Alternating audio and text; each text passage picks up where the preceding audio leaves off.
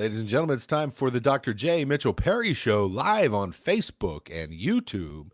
And now here is Dr. J. Mitchell Perry. Hi, everybody. First off, let me welcome you, and I'm very pleased you have tuned in. And let me also apologize, we are a little bit late, and the reason we're a little bit late is we started the recording maybe 10, 15 minutes ago, and we had a technical glitch, and so therefore, because today's subject is about dealing with self-pity and feeling sorry for yourself and being a professional victim, then the only thing I can say to you right now is my producer, Mike. Mike, identify yourself. Hello, everybody.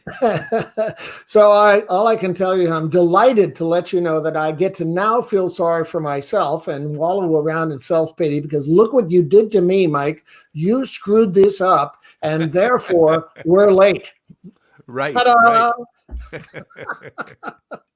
Okay, I really enjoyed that. Rather than a technical glitch, this was a screw up by Mike. Mike, well done. And now I get to continue on. All right. Subject matter today is professional victims. Feeling sorry for yourself, dealing with self-pity.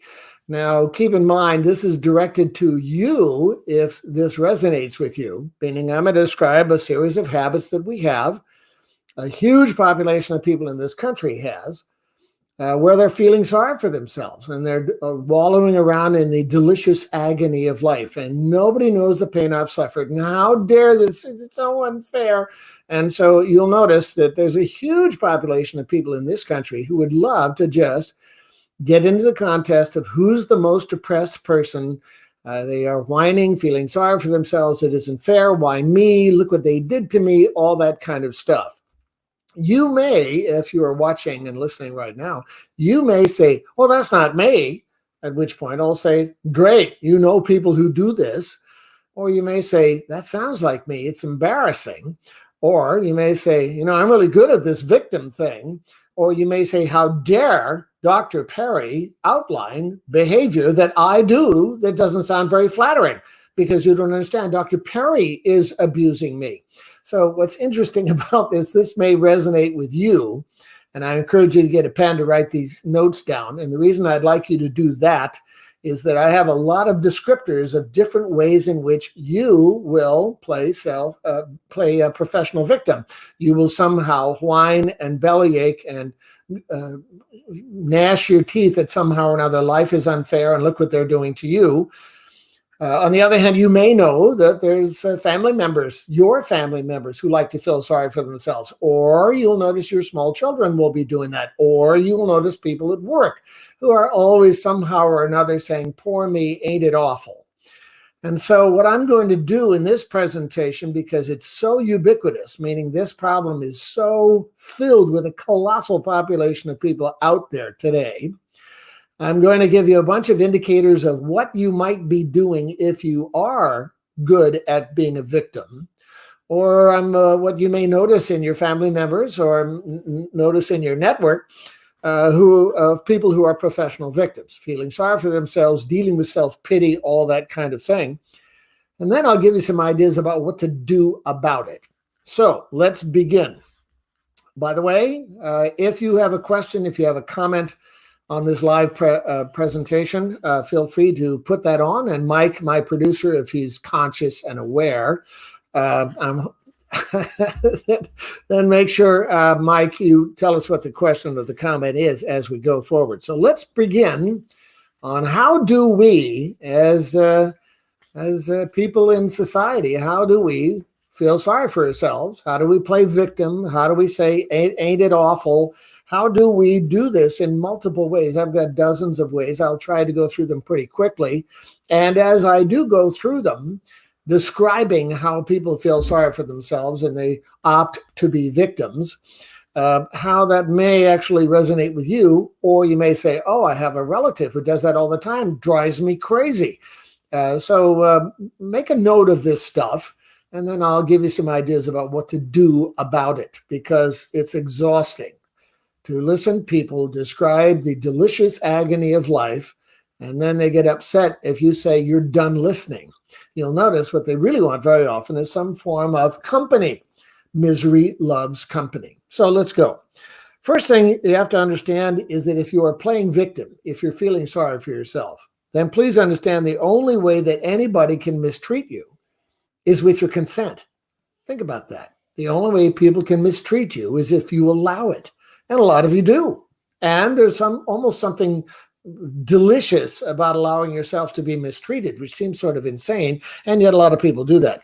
So let's begin. The first one is called feeling sorry for yourself. Poor me. Why me? It isn't fair. Poor me. You don't understand what I've gone through. It isn't fair. How could you possibly do that to me? It isn't fair. Well, a lot of us like to whine and blame and bellyache about it isn't fair, which of course suggests that it's supposed to be fair. I mean, if you think about life, life is fair sometimes, it's unfair sometimes, and it's both other times. So keep in mind, if you're thinking it isn't fair and therefore life should be fair, well, the reality is, when was life ever really entirely fair? I mean, there are times in which it is, sometimes in which it's certainly unfair, and other times which it's both. I mean, that's sort of the way it is. So here we go. Here's what you could be doing if you like to feel sorry for yourself, or you're just good at it.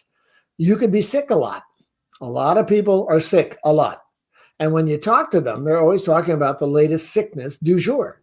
I hurt and my medication isn't working. You don't understand. They didn't have the medication and it's going to be coming in tomorrow. And I'm stiff and I didn't sleep very well. It just doesn't. You'll notice a lot of people do sick.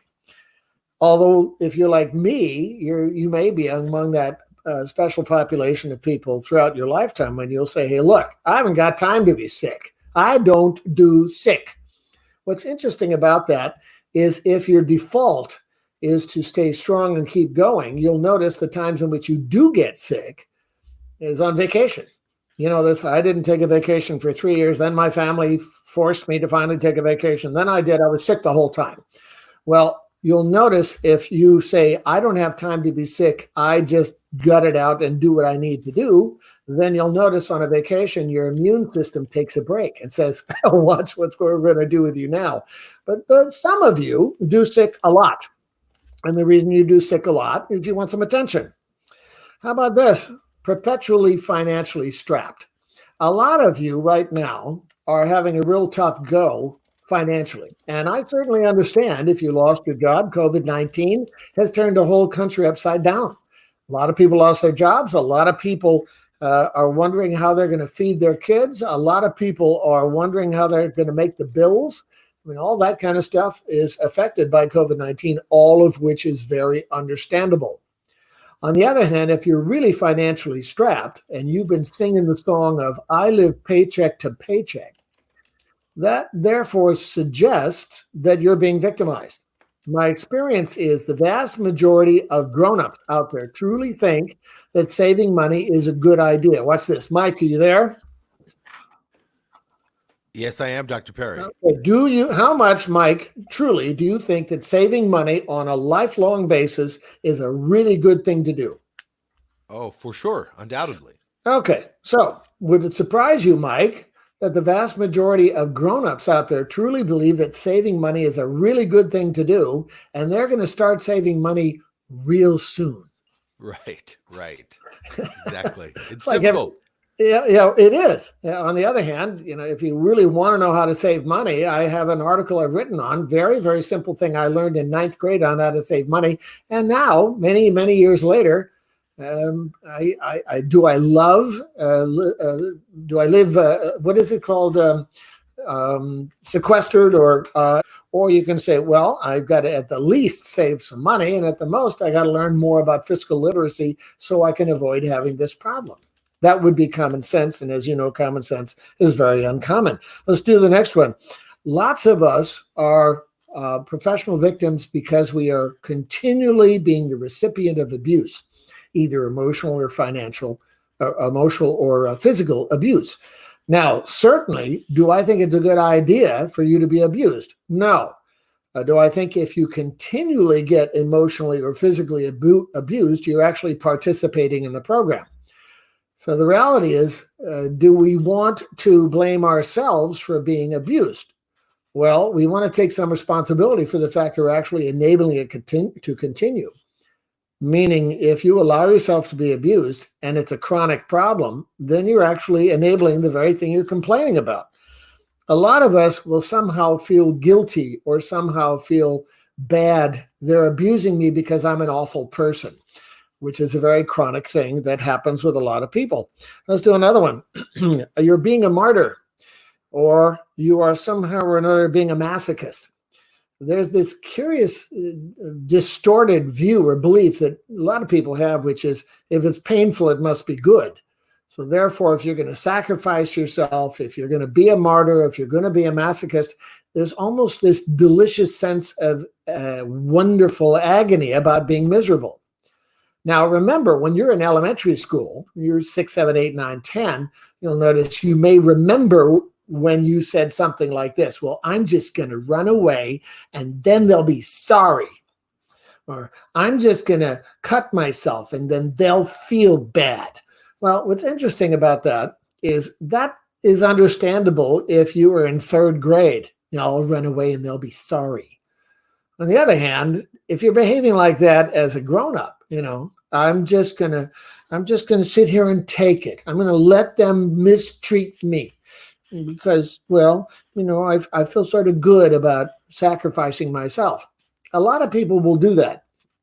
And the question is, what are you doing it for? Is it because you want people to somehow or another say, poor you, that you want to make them feel bad because you're sacrificing yourself? That's pretty manipulative right there. Let's go to another one. Some of you are perpetual people pleasers. If you're a people pleaser, then that means you want to over-accommodate other people. Whatever they want is okay with you, and you're going to over-accommodate them. Well, you'll notice if you over-accommodate them, later you often get very angry that they took advantage. And they only took advantage because you allowed it. And so what's interesting there is, in order to get unstuck from the over-accommodating and pleasing everybody, which of course is impossible, then you have to learn how to say no. It's just that if you have trouble saying no, then you're actually enabling the very problem you're complaining about. Let's do another one. How about this? You're lazy, or the person we're talking about that is lazy. So therefore, you're a chronic failure. You're a chronic person who has trouble showing up on time. You'll notice perpetually unemployed people have trouble with the concept of showing up on time. So a lot of you, or a lot of people are simply lazy, meaning they're unwilling to actually do the job, pay the freight, step up. And what's interesting about that is if you're lazy and a chronic failure, you may also notice that you're always whining about that. I'm just a failure. I don't understand. I needed more education. I didn't get more education. I should have gone back to school. Poor me, poor me. How about this next one? You are addicted to drugs, or you're addicted to liquor, or you're addicted to a really bad element of people. You hang around people who have really bad standards. So you're addicted to mistreating yourself. You're addicted to substance abuse or alcohol, or whatever it is. And then you say, you don't understand. I have a drug problem, or you don't understand. I've just really drawn a bad hand. I've been very unlucky, that kind of thing. And the reality is, if you know anything about addiction, I know a lot about addiction. I've worked with a ton of people who have addiction problems. Basically, it's time when you finally decide, this is really dumb. I've got to do something else. How about this? You're a worrier. This is a really good professional victim kind of state of mind. How about you're a chronic crisis junkie? You're always worried about everything. And therefore, you're a catastrophizer, you're a whiner, you're an awfulizer. You're unwilling to seek solutions to the problems because you're always afraid. Now, some of you deal with chronic anxiety. And if you deal with chronic anxiety, of course, you're always looking for something that's going to add to the anxiety. The problem is if you continually are hostage to your feelings, which often can carry you away, can get you feeling out of control with fear. The problem is It just continues and continues and continues. Well, if you're like many people who are perpetually afraid of everything, then you may be trying to get people around you to take care of you because you're so afraid. Somehow or another, your chronic anxiety, your crisis junkie behavior is one to one, make them be concerned about you, and to rescue you. So you can get unstuck from these kinds of things if you want. How about the next one? You are an enabler of others. As I said earlier, you're trying to please them all the time. You could be actually enabling others to keep borrowing money and they don't pay it back. And then you don't want to be upset with them. But then you keep on giving them money, or you somehow keep on accommodating them, and it drives you nuts, and yet then you whine about it. Let's do another one. You are having an affair with food. This is a huge population of American citizens. You're having an affair with food. Well, if you think about it, just to give you an idea, I treated 75 way overweight people every Sunday afternoon for a couple, 3 hours in a big group. There were about 75 of them for 2 years, trying to figure out what is going on. And what I noticed, that although there's lots of reasons why people are way overweight, what I noticed, the single biggest contributor to being way overweight is you're medicating with food, meaning you are feeling bad or unloved or weak or stupid or uneducated or unlovable. And therefore you're eating to somehow medicate with food. The good news about eating when you feel bad is you do feel better for about 10 minutes. That's the good news. The bad news is when you're medicating with food, you feel awful afterwards.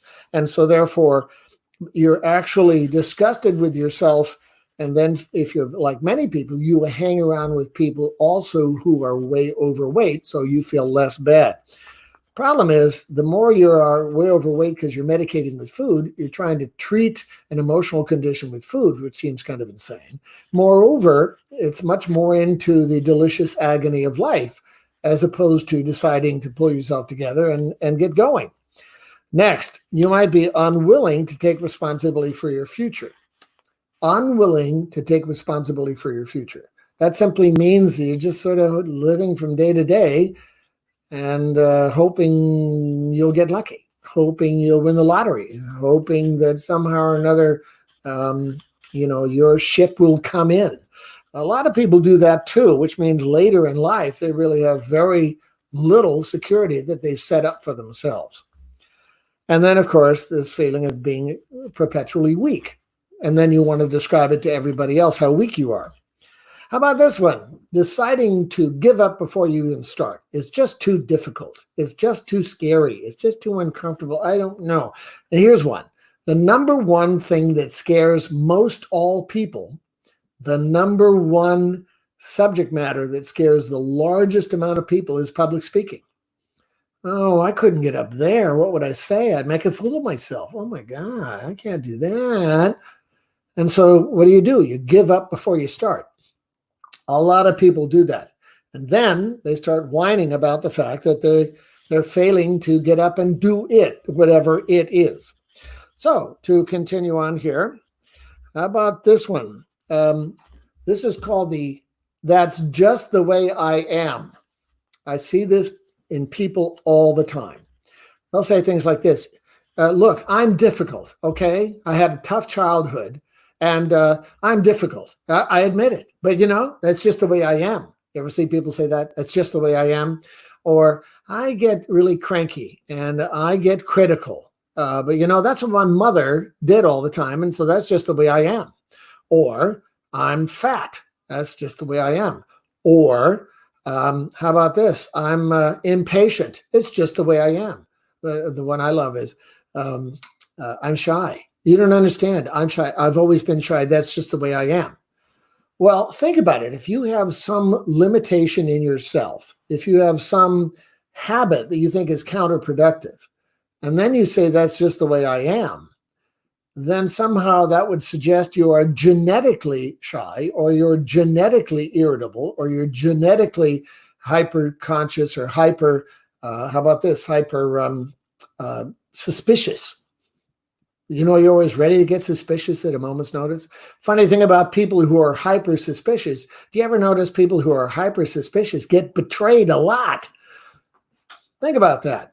So if you truly think that's just the way I am, then you're justifying that behavior that you dislike and we dislike because somehow or another you think is genetically now predetermined. Think about that. I've always been shy. That's just the way I am. No, that's just the way you've been. If you want to work on getting unstuck from it, you can. I've seen it happen. How about do the next one? Routinely saying, I'm just unlucky. They're lucky, but I'm just unlucky. Well, do you ever notice that people who are highly successful rarely call themselves just lucky? And often they'll say things like, the harder I work, the luckier I get. So what's interesting about that is if you want to avoid taking responsibility for yourself and whine about it, then you can justify that by saying you're just unlucky. I'm just always unlucky. I always get bad luck. Translated, I'm not going to do anything about it. So let's continue on here. Staying in a bad marriage because predictable unhappiness is preferable to unpredictable potential happiness. Or how about this one? Very similar. Hanging on to a job that you hate. You're hanging on to a job that you hate. And you could go do something else. You could figure out something that would be a better fit for you. But now you have to justify it. Well, I've been there, or I'm vested, or what else would I do, or something. You could never get another job like this. Think about how often you will just sacrifice yourself on the altar of unhappiness in hopes that when you finally retire, then you'll be happy.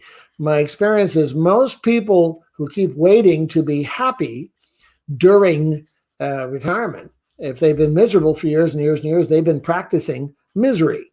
And so as a result, hanging on to a job you hate is basically prep for the rest of your life.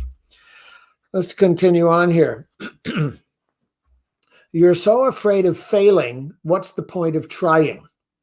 And so you'll complain about a situation that you refuse to do because it scares you. And so therefore, you always say, I couldn't possibly do that. How about this? You're in midlife and you still have yet to know how to swim. Everybody else seems to be swimming and you're watching people and you say, oh, I can't because I don't know how to swim. Is it possible in midlife to learn to swim?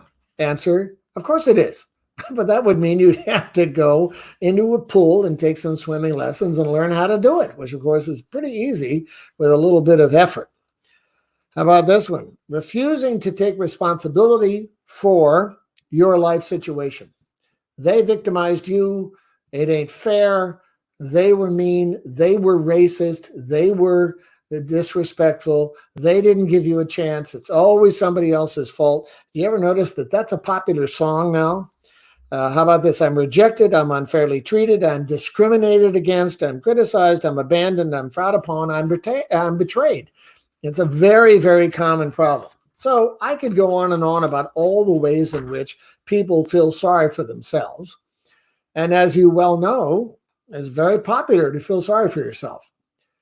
So now let's figure out if any of that stuff sounds like you, or if any of that stuff sounds like a family member or a friend or people you care about. Consider any of the following ideas about what are you going to do about it? Because I have to tell you, as a clinician, I'm struck with the sheer size of the population of people who are whining about their circumstance. Sometimes they'll come see me.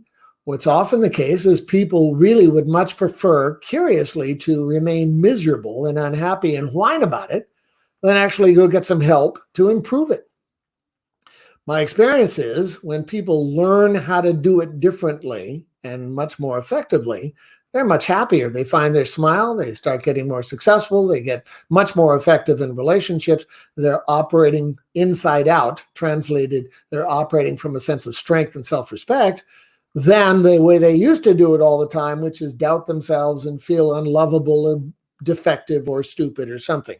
So keep in mind, the very first thing you want to do is identify how you are behaving that clearly you dislike.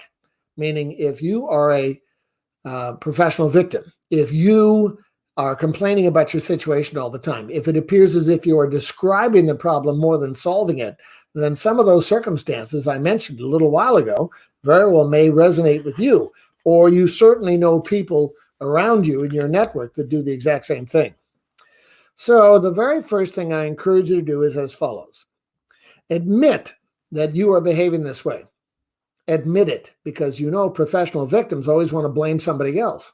That's very popular in this society now, is this notion of, look what they're doing to us. Look what they're doing to me. And my thoughts are, how about you just admit the nature of what you're doing? You're either enabling people, or you're whining about your own situation, or you're unwilling to do anything about it, so you still live paycheck to paycheck, or whatever it is that you're doing.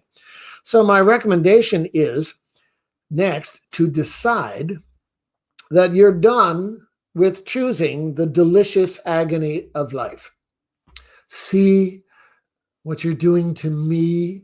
It's just been so difficult. This is what they did to me, and it was unfair. And I really tried to help, but then they mistreated me. Decide that you are sick of, and therefore done with, the delicious agony of life. If you truly want to remain a martyr, that's certainly your choice. On the other hand, is it really delicious, the agony of life? I mean, there's something seductive about that. What a colossal time waster that when you spend more time describing your problems than actually doing anything about it. Let's do the next one. You have to get bothered enough. Think about that. You have to get bothered enough that you believe it's time to do something different. My experience is most people would rather describe the problem than do anything about it.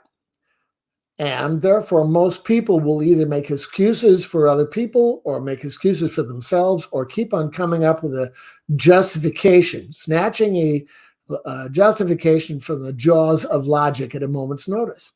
A rationalization. Oh, I can't really expect more than this. And so what ends up happening is you have to decide, I'm done with this. I'm done that somehow or another with this whining I'm doing all the time, or this, it's always everybody else's fault that I'm doing. You decide, I really have to operate from strength. And when you decide you're done with that, now it's time for you to do something different, which means learn the skills to replace the old behaviors. Learn the new glasses that you want to put on that will replace the old points of view. When you put on new glasses and then you learn some new ways of behaving, then you end up operating more from strength rather than from weakness. Next thing I encourage you to do is this. Take responsibility for your life, your behaviors, your decisions, and your contributions.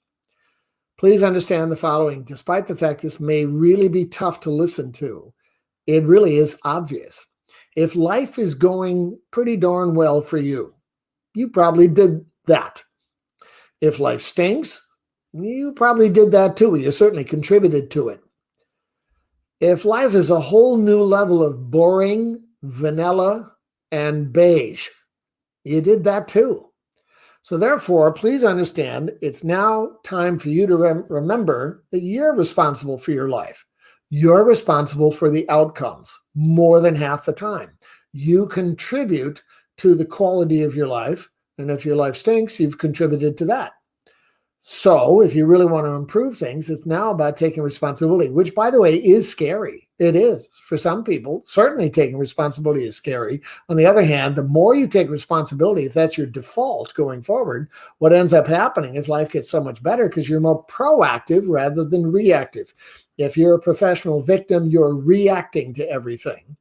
On the other hand, if you are now operating from strength, you're making the first move. And therefore, you get on the dance floor first. And when you get on the dance floor first, there's a lot more room and it's much more fun to dance. So next, I encourage you to clean up your messes. Clean up your messes. And if you had a mom or a dad that wanted you to clean your room, and if you were like most kids, you had a parent or maybe a grandparent who was always saying, clean your room up. Well, this is a form of clean up your messes. Pay your bills. Pay your bills. Pay routinely. Pay your bills. Save money. You want some material on how to save money, go to my website, jmperry.com, and I'll send you my article on how to save money. It's very simple, it's very understandable, and it's reeks of common sense, lest you think it's complex. It's pretty commonsensical, and it might get your attention. Lose some weight. Eat less, exercise more. Cardio, strength, flexibility. Eat less junk, sugar, fat, junk food, preservatives, all that processed food. Eat better food, less of it, and exercise more. Get fit.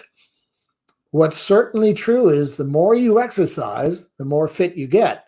And there's 40 years of research that says if once you start exercising, you actually physically and psychologically feel better. The single biggest contributor out there to reducing depression and anxiety is exercise. When you get your heart rate up, you feel better.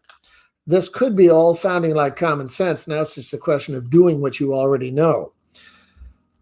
You could apologize for your bad conduct. When you get sober, for example, you quit the drugs or you become free of alcohol addiction, now you got to clean up your mess. You have to go to those people that you mistreated, that you lied to, that you were really quite mean and uncaring, and you got to go clean up your mess. You got to go apologize.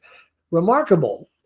I've had some people who were drug addicts and were alcoholics come up to me many years later and say, Dr. Perry, I really treated you badly. I'm sorry. And I'm always impressed when they do that, because that suggests you had some willingness to take responsibility for yourself. So it's the likelihood that people are going to refuse your apology many years later is unlikely. It's much more likely they're going to say, that took courage, good for you. Next, take charge of your life. You're in the driver's seat. Put your hand on the wheel. You take charge of your life rather than somehow playing weak all the time, expecting someone to take care of you. Next, finish your education. Finish your education. Now, you may say, wait a second, I'm too old. And the answer is, really? You always read some kind of an article out there that says something about, well, there was this man who's 75 years old and he just graduated from college. You see articles like that. And there's a whole bunch of people around that guy who just picked up his diploma, and they're all going like this. Good for you, good for you. It's less about the education that's going to make his life better. It's the education that's going to make his self-concept better. So if you are one of those people that failed to go to school or failed to finish college or failed to go to college, then go to college. It's very simple. I had a guy in another country I was working with, and he complained to me because he never got a graduate degree. He went to Harvard and he graduated from Harvard. On the other hand, he always wanted a graduate degree. And I said, you got a great job. You're making very good living. He lives in another country. And then I understand this, sir. What you feel is you're somehow or another incomplete without a graduate degree. He said, yeah, I think I should have got one. He whined about that for a couple of years. Finally, I said to him, look, if this is so important to you, although your job doesn't require a graduate degree, if it's so important to you, then go get your degree. He said to me, really? I said, really? This is about you needing some kind of a validation that you can run with the big boys in your country. So if you need a graduate degree, go get one. Really? I said, really? Because I'm getting bored of listening to this whining, so go get one. So what did he do? He went to one of the best schools in his country, and he graduated summa cum laude, and now he feels like he's okay. Is his life better because he got the graduate degree? No, his self-concept is better. So I got tired of the whining, and he got his degree. Good for him. Next. If you need to get some help to help you get better, go get some help. Most people really need help because most people are so close to it, they're unable to really figure out, what do I do differently? How do I replace this bad state of mind with one that's good? How do I replace these old habits with new habits? So if that means you need to get some help, just swallow your pride, because pride is very expensive, and go get some help. And you'll be struck to see how you will, when you get help, you'll get better faster. That's just really the way it is. Trying to do it all by yourself is going to be much slower. So, next thing I encourage you to do, get started in these new glasses and new habits in bite-sized bits.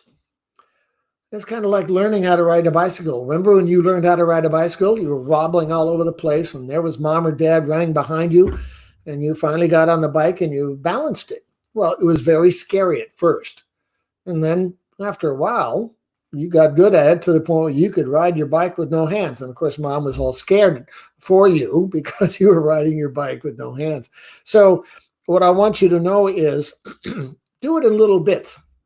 If exercise, let's suppose you're way overweight, and let's suppose you are in terrible shape.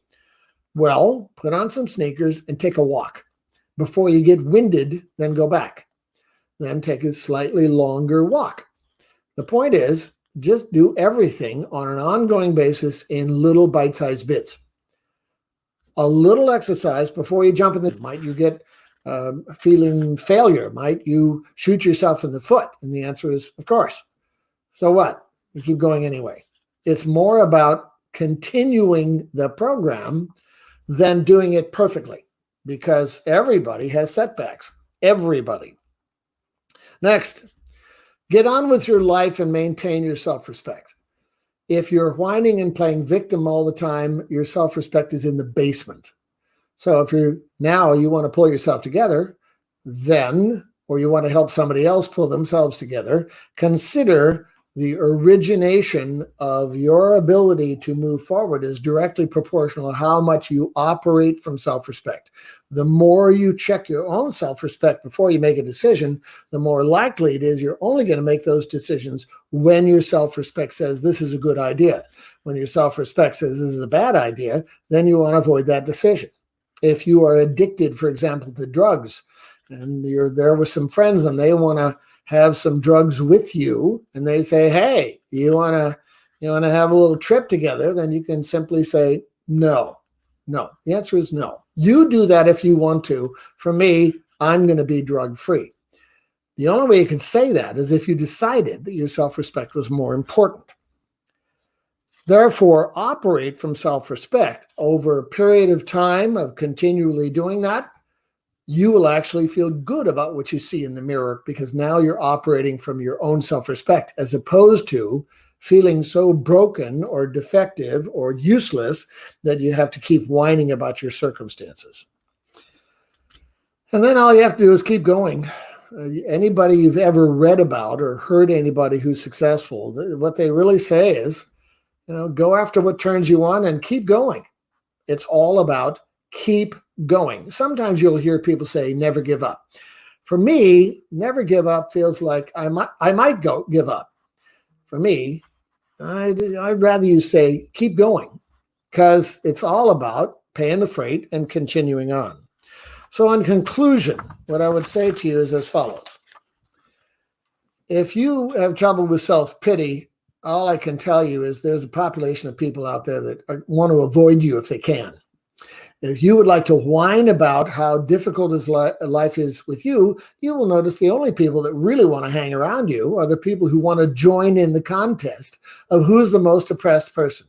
If you somehow or another think that you're victimized because they, whoever they are, did it or didn't do it or denied you or mistreated you or something, and it's a chronic problem, then somehow or another you must be enabling them to treat you poorly. The only way people can be disrespectful towards you is if it's with your consent. Now, they could try to be disrespectful. On the other hand, if you refuse to play, then they have to be disrespectful to somebody else. So therefore, what I would say to you in conclusion is as follows. The thing I've really noticed in my extended family and in my patient load and in my work all over the world is that there are some pretty terrific people out there, and I've had the pleasure of working with people like that. There are also some people out there that are just wasting their lives. and they're feeling sorry for themselves, and they could be family members of yours. See what you do to me? Oh, I'll just sit here and eat worms. Oh, I've got some professional victims in my extended family. If they want to behave that way, that's their choice. I'm just going to avoid rescuing them. And I'm also going to avoid spending time, which enables them to keep complaining about their situation. I've gone through ups and downs in my life. I've had some great successes, and I've had some colossal disappointments. And I've also had occasional failures, setbacks that I had to recover from. And I've also been mistreated on occasion. And yet, somehow or another, life goes on directly proportional to keep paying the freight, do the best you possibly can, operate from strength, trust your judgment, and operate from self-respect. This all sounds like common sense. This all is pretty obvious. It's less about being able to recognize it. It's more about do something about it. So, in conclusion, let me say to you the following. I hope I got your attention. I'm highly confident that I either said some stuff that sounded like you, or I said some stuff that sounded like people you know. If you want more information about this material and you would like to ask a question, go to my website, jmperry.com, and we'll send you this material with my compliments. And I'm certainly interested in your comments, what you liked, what you want more of, what you want less of, what bothered you, what thrilled you, what got your attention. I'm interested in all that kind of feedback. So please send me stuff there. And what I would say to you, it says, thank you for viewing today. Would you like me to do more training like this? Apparently that's something I'm saying. Yes, if you'd like more material like this on how do you put on the new glasses, how do you replace the old habits with new habits? If you're interested in more stuff like that, I'll be more than happy to walk you through step by step on how you do that, because that's what I do for a living. So in conclusion, what I would like to say to you is thank you very much for tuning in. I hope you found some real value in the material. Mike, thank you for your help.